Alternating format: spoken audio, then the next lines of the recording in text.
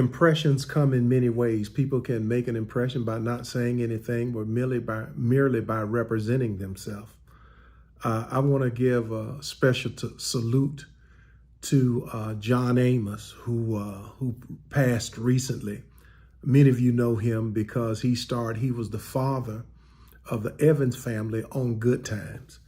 But I want to give him a shout out because as a kid growing up, and I was blessed to have my father in my life. My father was the most influential man in my life. James Evans on Good Times. John Amos was my television dad because he reminded me of my father.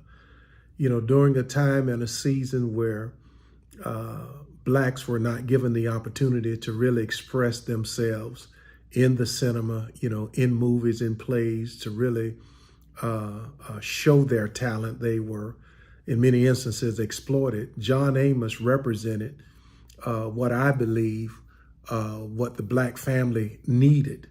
A strong father, a man who was a provider, a man who was a protector, a man who was a hard worker, a man who was faithful to his family.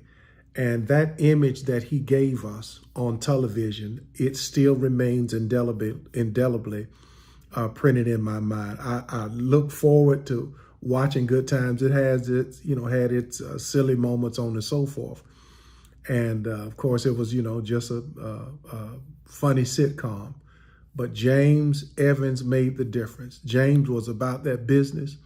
He was a man's man. You knew what he stood for. He represented his family. And even though they were living in the ghetto, the values, the principles, and the tenets in which they held together meant that the ghetto wasn't living in them. So I salute, one of the great actors of my time, Mr. John Amos. And I believe we need some more James Evans today. I pray this word today gave you strength for the journey.